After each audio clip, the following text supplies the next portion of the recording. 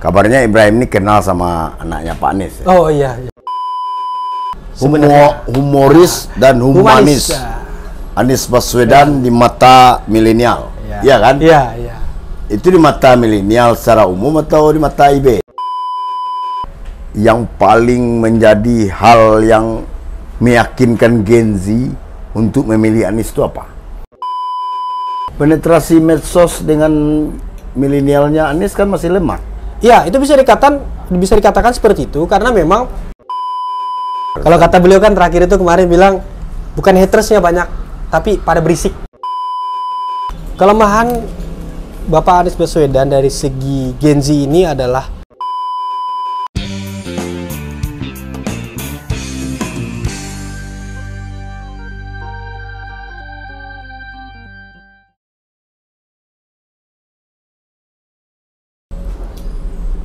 Showtime, assalamualaikum warahmatullahi wabarakatuh. Ngopi Toat, ngobrol pintar bareng Toat, hadir menyapa viewer sedunia dalam rangka menjadi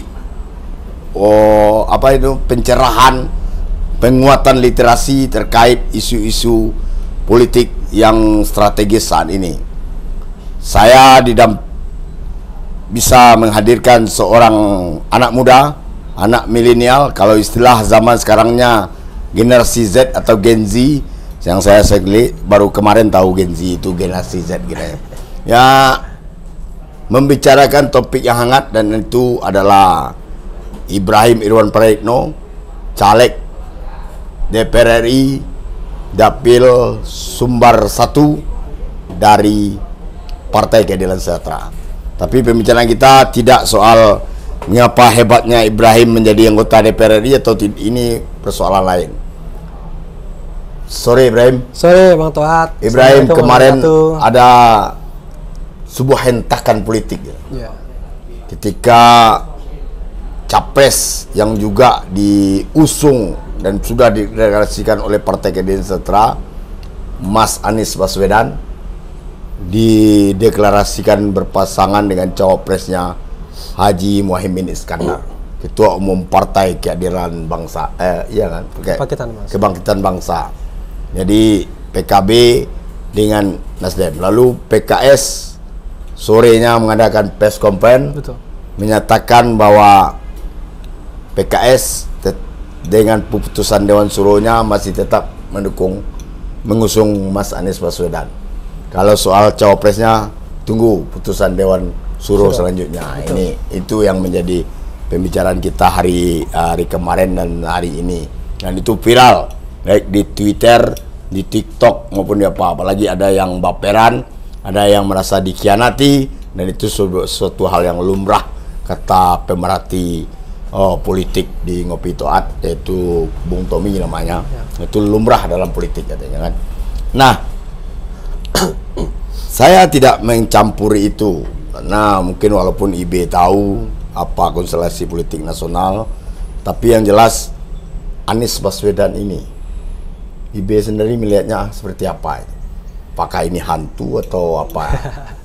Ya Bang Toat, pandangannya memang terhadap Pak Anies ini dari perspektif anak muda, dari perspektif golongan muda ya, generasi Z dan milenial, bahwasanya beliau ini adalah karakter atau pribadi yang betul memberikan wadah untuk anak muda secara konkret dari kinerja beliau di sebelum-sebelumnya di Pemprov Jakarta dan juga di Kementerian Pendidikan dan Kebudayaan. Nah, dari situlah kita melihat bahwa beliau ini bisa memberikan wadah ke kita, ke anak muda, ke depannya, di kemudian hari, apalagi di tingkat nasional, dalam hal apapun, dalam berpartisipasi di internal maupun di eksternal. Dan dari situlah kita melihat bahwa memang beliau adalah salah satu atau satu-satunya capres juga yang tentunya sekarang berada di luar ya Bang, dan kita berharap dengan hal-hal yang memang perlu direvisi ataupun diubah, yaitu harus kita perjuangkan. Tapi kalau hal itu yang baik ya mau nggak mau tetap kita teruskan, apalagi sudah menjadi undang-undang. Dan itulah yang saya tangkap bahwa beliau adalah orang seperti itu, dan apalagi saya juga kenal beliau juga beberapa tahun yang lalu dan melihat karakter beliau juga memang seperti itu, dan juga orang yang sangat family man ya, dalam artian keluarga banget. Dia prioritas keluarga dengan istri dan anak-anaknya, dan disitulah kita melihat hubungan harmonis yang terjadi di keluarga, pendidikan yang oke, itu membuat bahwa hal-hal yang dilakukan di luar itu bisa lebih inline, bisa sesuai gitu. Dari situ kita melihat kecocokannya ada tuh Bang. Tapi memang juga dari segi karakternya ada juga yang berpandangan beliau ini kaku atau apa. Cuma itu kan baru lihat dari satu sisi aja. Di sisi lain juga banyak hal yang juga cukup humoris dan humanis lah beliau ini. Humoris dan humanis. Anies Baswedan di mata milenial, ya kan? Iya, iya. Itu di mata milenial secara umum atau di mata IB? Itu secara umum dalam artian jika yang mengikuti media sosialnya mungkin beberapa post yang banyak gitu kan, atau di Instagram atau lainnya. Tapi ada juga yang di luar itu kan mungkin hanya mengikuti beberapa kali aja, yang melihatnya agak formal atau apa. Cuma kan biasa, pandangan orang-orang kan beda-beda. Jadi pas dialog dengan Anies itu anak muda seperti IB ini, atau janganlah IB, yang lain lah. Kalau IB kan jelas ini anaknya Irwan Praitno ya, walaupun Anies pasti tahu kan itu kan. Apa enggak memandang generasi Z ini sebelah mata? Ya? Enggak. Beliau tuh selalu mendengarkan. Jika ada waktu ya Bang, jika ada waktu beliau tuh diskusi dengan anak muda khususnya di Gen Z dan milenial. Beliau tuh selalu mendengarkan dan mencatat apa yang jadi catatnya ada juga pula Pak Anies ini main terkadang aja mungkin kalau kan, cuma kan banyak juga ya dia ada bukunya untuk melihat masukan atau apapun itu, dan harapannya itu menjadi artinya ketika berdiskusi dengan Anies, anak muda atau milenial itu si Aniesnya mau menerima dan insya Allah mau melakukan itu jika memang itu berkaitan dengan sering kali terjadi debat gitu. Ya pasti terjadi. Kita baru beberapa minggu lalu melakukan kegiatan yang desak Anies di Jakarta waktu itu bersama platform Ubah Bareng, pemuda yang bergerak untuk mendukung elektoral Bapak Anies Baswedan. Dan beliau adalah satu-satunya capres yang sekarang didesak langsung, dipertanyakan langsung oleh voters yang di luar beliau secara langsung tatap muka dan mempertanyakan hal-hal yang ingin ditanyakan oleh anak muda itu. Dan dia dijawab? Dan dijawab sepenuhnya dalam 1 menit. Jadi bisa dikatakan kalau ada yang bilang Pak Anies ini ngomongnya kemana-mana, ya kita buktikan dengan kita kasih aja film itu, YouTube itu kita kasih aja. Ya, beliau bisa menjawab dengan 1 menit. Selain itu juga, beliau juga tentunya menerima tantangan yang ada debat-debat di kampus-kampus maupun yang terdekat ini akan ada juga di BEM UI. Selain itu juga, beliau juga memberikan wadah kepada pemuda seluruh Indonesia Bang, dari Aceh, dari Sabang sampai Merauke, sebanyak sekitar 100-an peserta itu memberikan aspirasi, memberikan ide, gagasan yang diharapkan ini menjadi buku dan bisa menjadi pegangan beliau untuk kemudian hari. Dan itu di bulan Februari lalu ya Bang, itu dikumpulkan dan diajak diskusi dan itu sudah menjadi buku. Nama agendanya Bawa Idemu itu. Itu menurut saya itu adalah program yang bagus, yang memang jelas konkret. Beliau ini memberikan anak muda wadah dan tempat untuk bisa menyuarakan, dan harapannya itu bisa direalisasikan. Gitu. Itu banyak program. Dan selebih itu ya, sebelum-sebelumnya saat Pemprov juga beliau juga melakukan banyak hal di sektor pemuda juga, memberikan wadah untuk kalau capres lain kan juga gitu, buka pintu juga ke milenial. Ada juga, tapi pendekatannya aja seperti apa. Ini kan Bapak Anies kan sering ngefek ya pendekatan Anies. Ya ngefek, lumayan ngefek karena memang di situ netizen ataupun pendukung voters yang di luar Pak Anies dengan bisa bertanya dengan Pak Anies langsung dan dijawab dengan lugas, singkat, padat dan jelas. Itu sih harapannya bisa mengubah pikiran mereka, kalau beliau adalah capres yang memang berani menjawab pertanyaan-pertanyaan kita yang disangka kita adalah buruk dan bisa mengubah mindset kita terkait hal itu. Ya banyak yang memang yang hadir itu di luar pendukung beliau dan juga dulunya sebelumnya pendukung Pak Jokowi juga, dan dia saat bertanya terkait ikan dan apapun ya bisa dijawab juga dengan Pak Anies. Ketika berinteraksi dengan anak muda atau milenial atau Gen Z ini, itu bahasa Pak Aniesnya ilmiah atau gimana? Pak Anies, yang unik Pak Anies adalah beliau selalu menganalogikan dengan pengalaman menjawabnya dengan pengalaman beliau yang dilakui dalam hal apapun. Jadi tidak sepenuhnya ilmiah Bang, memang diskusi biasa aja sebenarnya. Cuma yang menariknya itu selalu bisa mode cerita-cerita lah, Pau. Bisa, sangat bisa ya. Sangat bisa. Dan itu yang uniknya itu, dia menjelaskan dari pengalaman beliau sebelumnya, menganalogikan, mencocokkan dengan permasalahan atau pertanyaan yang kita tanyakan. Nah, disitulah kita jadi lebih mencerna dan oh bener juga ya, ternyata seperti itu. Dengan kondisi dideklarasikan kemarin Anies sama Caimin, ya. Gen Z gimana melihatnya Gen Z ini? Untuk saat ini pasangan yang baru deklarasi kan masih Pak Anies ya dan Caimin ya. Dan pandangannya kalau secara pribadi positif, negatif? Tentu ini suatu hal yang bisa dikatakan positif karena bisa saling mendongkrak dan bisa saling mendukung satu sama lain. Iya. Selain itu pula sektor atau market yang dimiliki segmennya juga berbeda kan. Jadi kita berharap ini saling mendukung dan bisa memperjuangkan perubahan bersama-sama.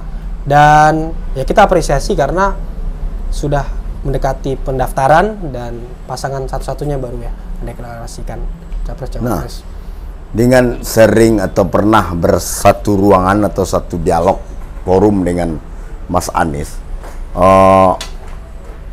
yang paling menjadi hal yang meyakinkan Gen Z untuk memilih Anies itu apa? Selain intelektual, selain kemampuannya berbahasa, selain dia mampu menarasikan suatu apa? Kalau kita bicara survei dari Iden Media bahwa Gen Z ini sangat ingin memilih pemimpin yang memiliki 3 kriteria. Pertama itu visi misi, kedua itu dibaca Gen Z, visi misi dibaca. Visi misi arah kapan dia baca, dia kerjanya main game online aja. Itu game online, habis game online mereka juga baca berita juga, Bang. Gitu. Cuma baca beritanya yang lebih visual gitu, lebih beda aja, bukan koran mungkin. Visi misi. Yang kedua itu integritas, yang ketiga experience atau rekam jejak. Nah, disinilah yang kita lihat bahwa Pak Anies ini memiliki atau lengkap dengan 3 hal ini. Dari segi visi misi, beliau jelas ingin membawa hal-hal yang memang dirasa perlu berubah dan juga melanjutkan hal yang baik. Dari segi integritas, terbukti dengan adanya panggilan-panggilan yang disangka atau diduga beliau melakukan sesuatu hal, tapi kenyataannya tidak sampai saat ini. Alhamdulillah memang tidak. Dan yang ketiga, rekam jejak sudah jelas. Beliau ada bukunya juga yang bisa dibaca. Tapi yang muncul ke permukaan kan dia direcokin KPK. Itu kita kan kalau bicara politik ini cukup luas sih, Bang. Iya. Ini perspektif sebagai pribadi Gen Z. Boleh. Gen Z kan nggak banyak tahu nih terkait politik nih, Bang. Jadi dari 3 hal itu kita melihat bahwa beliau masuk ke dalam hal ini dan tentu masalah kedekatan dengan anak muda, dengan approaching atau pendekatannya juga sesuai. Nah, jadi kalau kita bicara dari capres-capres yang ada ya, Pak Anies cukup lengkap dengan 3 hal ini dan bisa menawarkan programnya. Dan juga dari sudut pandang Gen Z, yang paling utama itu adalah kita dilibatkan sebagai anak muda dalam hal apapun. Penetrasi medsos dengan milenialnya Anies kan masih lemah. Ya, itu bisa dikatakan seperti itu karena memang karakter beliau dalam artian di publik seperti itu juga. Tapi secara face to face atau intimate atau intim gitu ya, agak beda, private agak. Tentunya pasti dia akan mendengar dan menjawab dan melakukan hal-hal apa yang diperjuangkan oleh anak muda. Nah, itu kan beda karakter ya, Bang. Maksudnya kalau dengan capres lain mungkin pendekatannya ada juga yang menyesuaikan dengan anak muda, ya boleh juga. Tapi kan kita menjaga intelektualitasnya juga dari beliau dan ketokohannya beliau. Jadi tetap nggak ngaruh ya Gen Z walaupun cawapresnya. Pasarnya ada juga pasarnya yang seperti itu. Ada juga yang walaupun cawapresnya Pak Muhaimin. Iya betul. Ada juga pasarnya semua. Ada pasarnya. Malah mungkin bisa menambah atau gimana? Iya bisa. Insya Allah bisa. Milenial Gen Z yang dari pondok berarti. Insya Allah. Lebih cenderung ke Anies dan Amin ya. Insya Allah, amin. Insya Allah. Ya. Itu yang kita harapkan sih, Bang. Karena memang beliau ini adalah sosok, Pak Anies ini adalah sosok yang intelektual, teknokrat, dan memang berangkat dari dirinya sendiri untuk bisa memperjuangkan hal ini. Dan beliau bisa dikatakan dengan rekam jejak yang dimiliki itu, yang paling penting untuk anak muda adalah melibatkan anak muda. Itu sangat. Anda nggak tertungkap atau tertangkap ketika IB berdiskusi di sebuah forum tentang Anies dengan memandang anak muda Minang atau Sumatera Barat? Kalau itu di saat beliau ke Padang ya, waktu itu kan beliau ada juga di acara, tapi secara umum Di mana di Askia ya? Ya, secara umum ya. Beliau itu menjelaskan bahwa ya sangat kagum lah dengan orang-orang Minang yang memang berperan aktif di kehidupan kemerdekaan Indonesia ini, dan itu tidak terlepas dari generasi mudanya gitu. Jadi beliau mengacu pada itu aja. Ya. Apalagi kalau yang sekarang zaman sekarang ya tentu banyak juga tokoh-tokoh muda di tingkat nasional secara muda juga di Sumatera Barat ini bisa eksis dan juga bisa. Ya, satu hal yang saya tangkap tadi dari Ngopi Toat dengan IB ke Senayan tadi itu adalah soal pengangguran, dan ternyata Anies Baswedan kemarin jelas-jelas mengatakan kita gelar kesejahteraan. Nah, itu kan. Betul. Ini chemistry-nya luar biasa itu. Iya, betul, insya Allah. Jangan-jangan Anies minta ke IB kali ya. Betul ya. Banyak diskusi oleh beliau, banyak diskusi yang memang itu berkaitan dengan pemuda. Dan saya melihat beliau ada visi dan bisa melakukan hal itu jika terpilih. Karena beliau adalah orang yang menerima kritik. Beliau adalah orang yang sangat ingin lawan ini atau hatersnya ini langsung ngomong di dia, dan beliau tidak gentar atau beliau tidak lemah lah dia. Mau dibully silakan. Beliau tetap fokus apa yang dikerjakan dan orang akan menilai. Justru orang-orang yang seperti ini saya banyak belajar juga oleh beliau.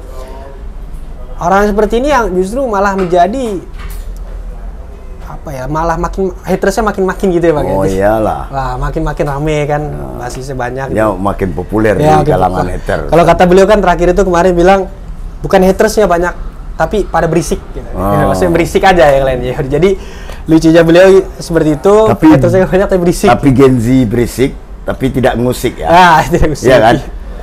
Makanya Bang, beliau ini sangat ingin kebebasan berpendapat itu menjadi hal yang prioritas dilakukan di kemudian hari. Yang sudah menjadi kebiasaan aja. Ya, kebiasaan aja. Jadi terbukti di saat memang dihormati ya. Dihormati aja, bebas asalkan ada adabnya, ada tidak etiknya juga, attitude-nya silakan.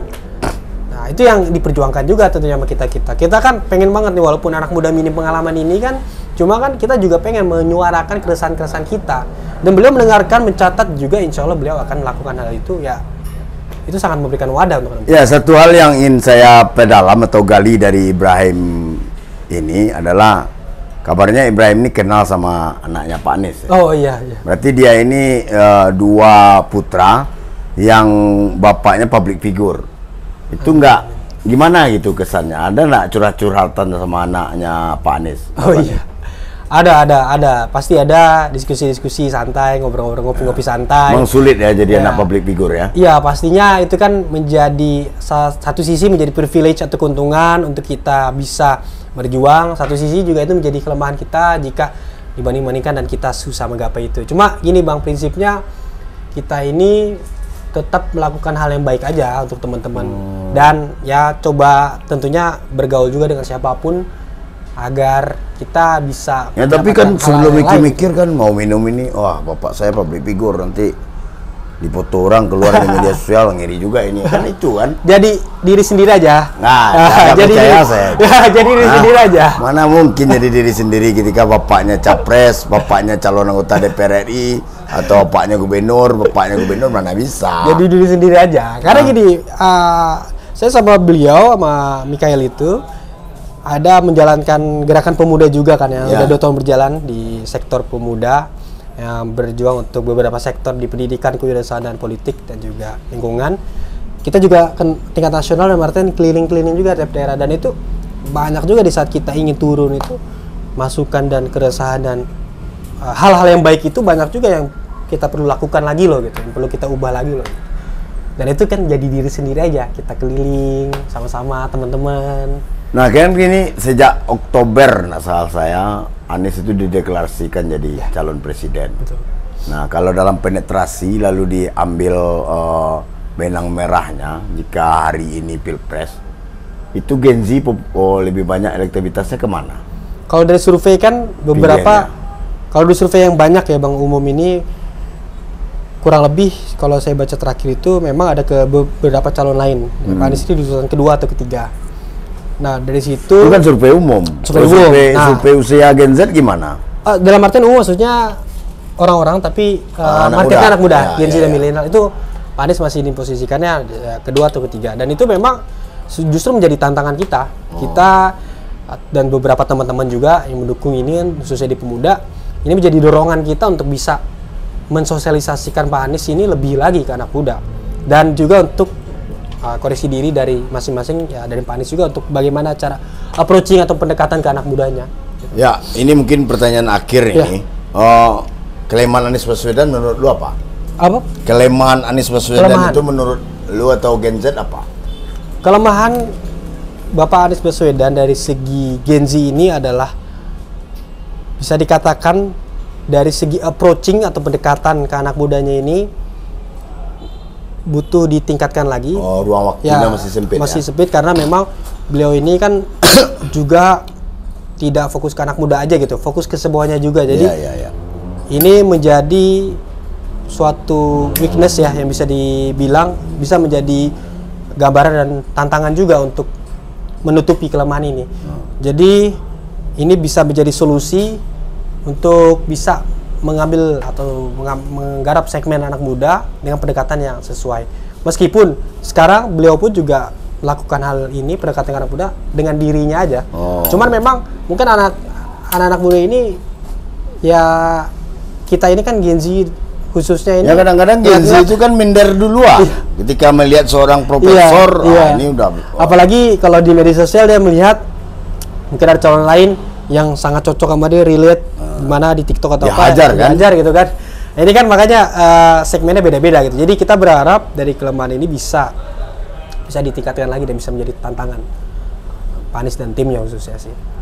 Anies Baswedan di mata Gen Z, dan itu dipaparkan secara detail dan gamblang oleh seorang Ibrahim yang caleg DPR RI dari PKS Dapil Sumbar 1.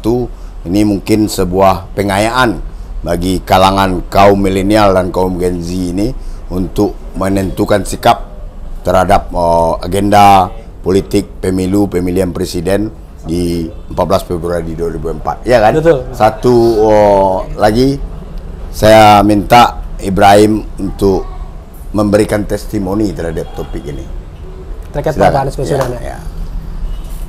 Untuk di akhir memang Pak Anies Baswedan ini selama ini bisa memperjuangkan hal-hal apapun yang di luar segmennya, dalam artian tidak hanya pemuda tapi juga di kalangan umum, kalangan buruh dan lainnya.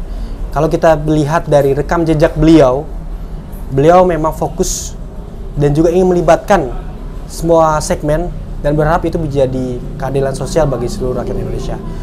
Dan tentu dengan rekam jejak yang dimiliki beliau lagi di bidang pendidikannya, dari segi intelektualnya maupun teknokratnya, beliau ini bisa membawa Indonesia ini ke arah yang lebih baik lagi untuk membawa perubahan dan juga keadilan sosial bagi seluruh rakyat Indonesia, khususnya di pemuda. Kita berharap terkait lapangan pekerjaan ini bisa diperjuangkan lagi.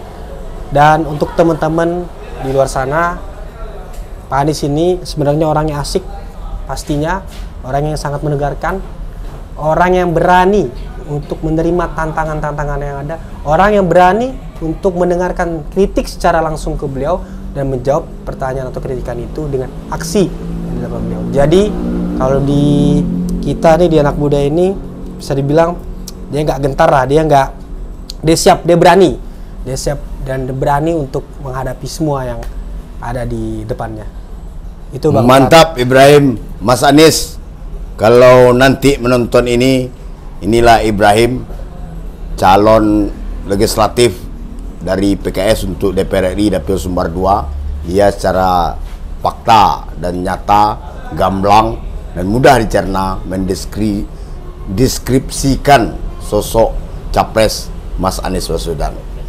Bangga kita sama Ibrahim, bangga kita sama Pak Anies yang bisa berinteraksi dengan anak muda dan memberikan kebebasan itu tidak semu lagi nantinya. Ngopi Toat jelang maghrib ini kita akhiri. Billahi taufik hidayah. Assalamualaikum warahmatullahi wabarakatuh. Assalamualaikum warahmatullahi wabarakatuh. Terima kasih Bang Toat. Terima kasih banyak. Luar biasa bro.